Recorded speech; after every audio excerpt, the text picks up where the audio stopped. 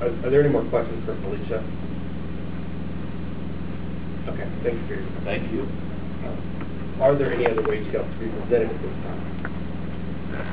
I have no wage scales, but I do have some supporting comments. Okay. At whatever appropriate time. All right. If there aren't any other wage scales, we'll go ahead. We have several people in the public. You're more than welcome to get up. Just state your name for the committee's sake. My name is Chris Hiatt. I'm a Delaware County taxpayer and a state taxpayer. I live here in Muncie, Indiana. I have some documentation I want to hand out to you real quickly. I'll need a fact. It's just for reference purposes. That is in support of this young lady's presentation. Thank you. And let me get you. 1, 2, 3, 4. Okay. I may have to borrow somebody.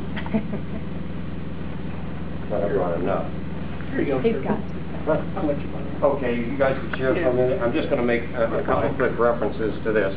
First of all, I'd like to jump back to the history of this thing that Mr. Haggart made reference to, the fact that this came out of the 1930s. Actually, it started back in 1891, but in 1931 we had the Davis-Bacon Act enacted out in New York because of the Great Depression. And we had a lot of labor issues in New York.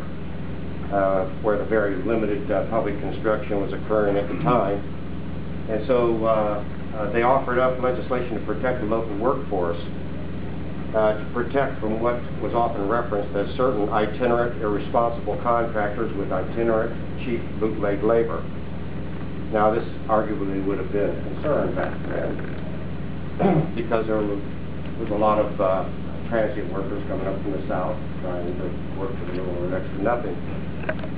And it would come as no surprise that the Davis-Bacon Act was rooted in northern union contractors lobbying it for the best interest of their welfare. But unfortunately, it was highly steeped in racism. And that's a primary concern of where we stand today.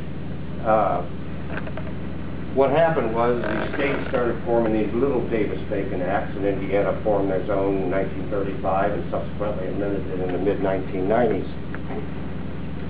But the bottom line was, and it was even said on the House floor of the United States Congress, that to the extent that some congressmen argued for the passage of this law, made reference to the problem of cheap colored labor. And that was their argument for the passage of this law.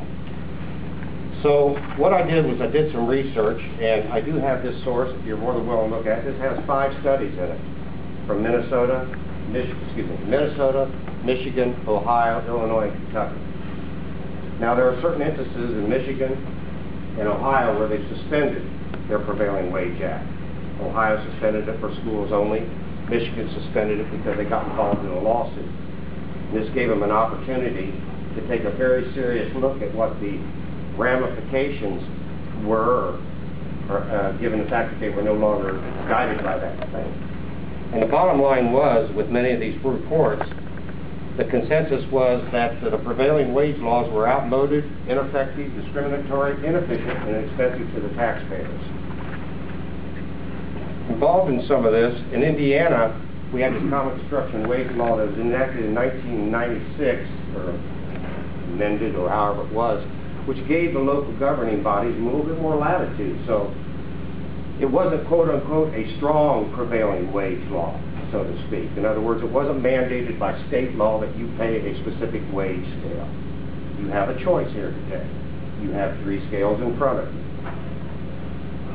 So therefore, you are in a position to make some decisions that are going to have some ramifications upon your project and the expenditures of the taxpayers. This little piece I handed out, I put a paper clip. And it has the new guidelines that's just been issued by the Indiana Department of Labor up front. It's got the law. And unfortunately, I wish you could keep this because it's a piece, but I didn't get a chance to run enough off. Okay, so I apologize. But the reason I put this paper clip in here is I kind of want to flip between 2007 and 2008. All right, 2007, where let's just look at Allen County, that had ABC awards of 25, which represent 22% of the total awards. What page you on, Chris? What's that? What page are you? You don't have a paper clip in there? Oh, it came off. You took it out. It came off. All right. Mike. Let me put it back in there for you. You're all right. You got the right page, and then I want you to flip back. All right. There. So we're right there.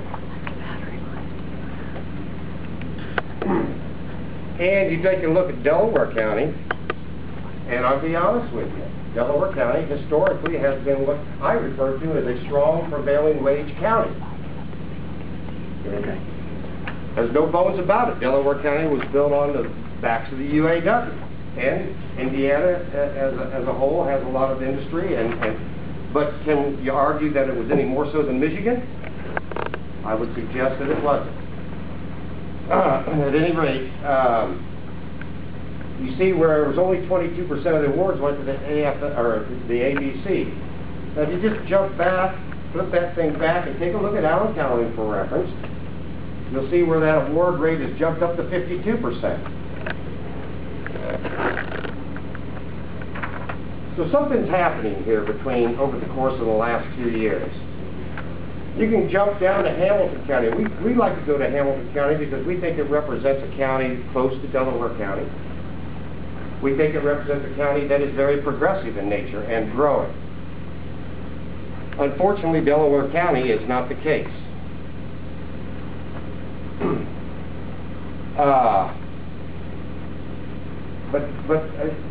Hamilton County in its own right has been very progressive, where over 50% of the awards have been going with ABC.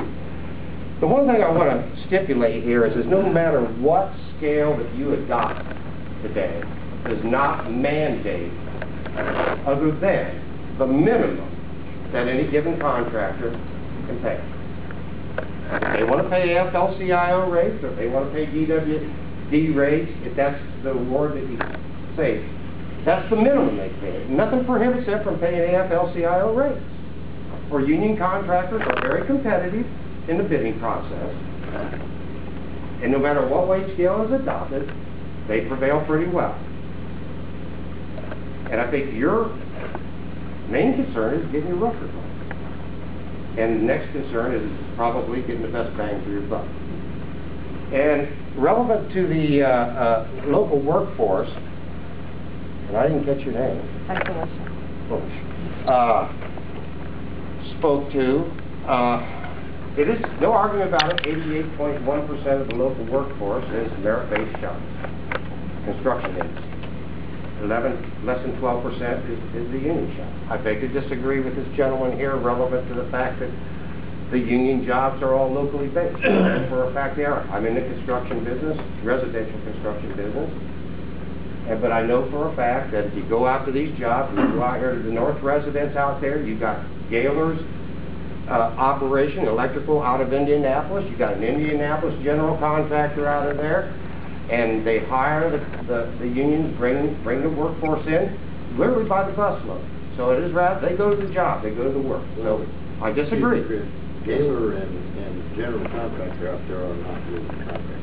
I understand that. But they are paying, they're paying the prevailing wage. They're merit shop. That's exactly right. Exactly right. They are merit. And I don't know how many other out there, but I do know that Gaylor Electrical is not.